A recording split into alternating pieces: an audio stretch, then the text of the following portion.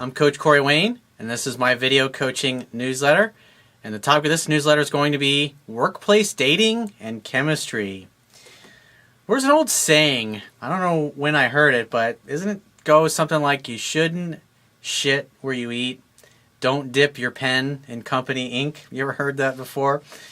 Well, I've got an email here from a viewer, but before I get into it, I got a good quote from Plato that I want to read. He says, "Every heart sings a song incomplete until another heart whispers back." And so the viewer says, hey Coach, first of all, I'd like to say I'm a big fan of your work and I really appreciate all the help that you give others. It's a very selfless thing that you do. I have a quick question about a current situation and would like to hear your take on it. I'm a 24-year-old PE teacher at the elementary level. However, I also coach track at the high school level as well as volunteer for the regular sprints coach. He says, in parentheses, to get some experience under my belt. He says, this year we had a student teacher join our coaching staff. I was initially very physically attracted to her because of her looks, but I wanted to keep it professional, seeing as that I'm there for the kids, not to bang the new hot assistant. Well, be there for the kids, but hey, if something develops, then something develops. But you definitely, obviously, got to be careful when you're in that kind of a situation, especially if you start hitting on somebody that you work with and she doesn't feel the same way. Obviously, it can create problems. And so sometimes you got to weigh the risks with the rewards. And so that's why it's always, like, especially in these kinds of situations where you end up hanging out together as a group, like a bunch of you go out to work, have some beers after work or something like that. And then things can develop outside the office as opposed to you being direct and making a date on the spot, because if you're unsure whether or not this person likes you and then you get shot down, you got to work with them all the time. Those just things you got to consider, obviously. And I'm not calling the kettle black, because I've dated lots of women that I've worked with and also women that actually worked for me in the past. And what I found is it's probably better that you don't hook up with your employees or your coworkers, because if it goes south, if you decide not to stay together, it creates an awkward situation, especially if they work for you. So he says, she wanted to help out with my particular events, so we were around each other all season. And because of this, we started to get to know each other really well. The more I learned about her, the more I became absolutely fascinated and infatuated with her. Definitely not a good way to go. He says she too is an elementary school teacher, and she's also into a fit lifestyle such as myself, and she has a great work ethic and is also passionate about teaching, and she also has a very positive outlook on life. I started to notice about halfway through the season that she was getting physical with me at times when we talked, grabbing my arm, putting her hand on my back, and so forth. I tried to mimic these actions to reciprocate that I was getting interested too, and she never pulled away.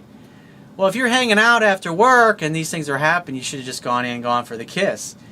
Or if she's touching you and you're having a couple of drinks and you're shooting the shit, you can just simply say, I think you need to get it over with and kiss me right now. That works so well because it's assertive, it's playful, and you mean it. Exactly saying it exactly the way I said it. I don't think I've ever said that to a woman in a setting where she's being affectionate and touching me, where she hasn't immediately wiped off her lipstick and then proceeded to kiss me. It works great. And I have clients all over the world using it. I'm just waiting for one of these times when I use one of these and a girl go, I heard that one before. I'm like, really? So he said, all other coaches kept asking me if anything was going on, and I kept stating no because, like I said, I wanted to keep things as professional as possible, and as a result, I never asked her out. Well, here's where the story gets shitty. She accepted a full-time job at a school 2 hours away from where I am. And I don't really want to... So what you're really thinking about is you're thinking, fuck, all those times that I was with her and she was alone in my place and I could have gone for it, but I want to be Mr. Nice Guy. Now you're thinking, now she's moving away, you wish you'd have gone for it, right? So he says, I really don't want to completely drop this girl from my life because I really feel like there's a strong chemistry between us and there's a lot of potential. Well, if she reaches out to you, hey, great to hear from you. Why don't we get together and catch up? When are you free to meet up for a drink? Hang out, have fun, hook up. And so just meet out someplace have some drinks together, and when she gets all touchy-feely like she has in the past, then you could throw the little line out there like I said. I think you just need to get it over with and kiss me now. It's really simple and it works, dude. So he says, this is what I ask you. Do I tell her to keep in contact via Skype and the phone and hope to keep myself fresh in her mind and possibly, if things go well, develop further, visit each other every now and then? Hang out, have fun, and hook up. I say it all the time. That's how relationships start. Two people physically are attracted to one another. The guy acts like a leader, arranges a date. They get together and they hang out. And while they're hanging out, they have some fun. And at some part in the conversation or throughout the evening when she's touchy-feely, she's standing too close, she's playing with her hair, she's looking at your lips as you're looking at hers while you're talking, go for the kiss. Make a move. That's where the hookup part comes in. And so you start making out with her. Making out leads to heavy petting, leads to, hey, why don't we grab a bottle of wine and go back to my place? Really simple. He says, or do I just completely drop it and mark it up as a lost cause and move on? I appreciate the help and time you take to read. So here's what I would do. Just say, hey, if you're ever around, shoot me a call. We'll meet up for a drink, catch up sometime. Simple as that. Or if you're still working together, or if I don't know if the school year has ended yet for you, but just say, hey, why don't we meet up for a drink? Very simple. Make a date. Let's meet up for a drink. When are you free to get together? Let her tell you. Make definite plans. Then when you're with her, make the move. It's really that simple. I mean, you've been absolutely torturing yourself. So you've been working with this girl for a year. You've had the hots for her. She's given you some signs and signals that she's physically interested, but then you've done nothing about it. And the only thing I would say is that because more than likely she could tell obviously that you're physically attracted, but obviously been holding back. And so when a woman's around a guy and she can tell that he likes her but he never makes a move and he never does anything, she usually assumes that he either doesn't have the balls, or maybe he's involved with somebody else, or he has a girlfriend or whatever, or maybe you're gay in that court. These are all things that the woman could assume when she could tell that maybe there's something there and yet you don't make a move. So that I would say would be the only thing that'd be working against you, is that you've known her all this time and you've had opportunities to make something happen, but yet you didn't.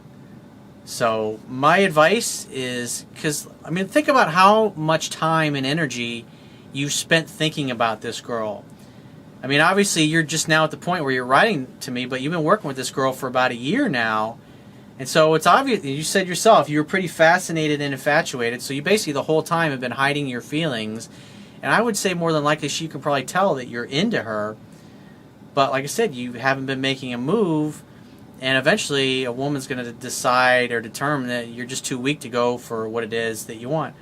Obviously in this case, you acted like little too much of a nice guy. And like I said, I mean, these are good situations where you're doing things away from work, but like I said, where you're falling down is you're not making a date, you're not making a move to escalate things physically. Because I mean, worst case, say you're out, you're having a beer together, and you go in for the kiss when she's staring at your lips and she turns you down. I mean, so what? Then you know never to hang out with her again at that, and you just keep it strictly professional at work. But instead, you allowed this fantasy to develop in your mind, and so you've basically fallen in love, or you've become infatuated with this woman's potential. In other words, so you fall in love with what you think she is, and you don't really know her that well because you've never really made a move on it. So like I said, it's like, quit torturing yourself, man. This is the kind of stuff I used to do in my 20s all the time, and 9 times out of 10 it never ended well. So if you have a question you want to ask me, or you'd like to get my help with a situation or a challenge that you're having presently, the quickest way to get my help is to book a paid phone coaching session. And you can do that by going to my website, click the products tab at the top of your screen, and just follow the instructions.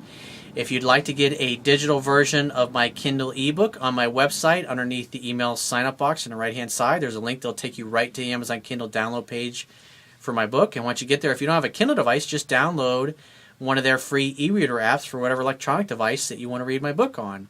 And if you appreciate the value of these newsletters, the videos that I do, the articles on my website, my ebook, you can show your appreciation by going to my website And either on the Wibbia toolbar at the bottom of your screen, click the PayPal donate button, or on the right-hand column, there also is of my website, there's a PayPal donate column, and donate any amount that you feel is equal to the value of the information.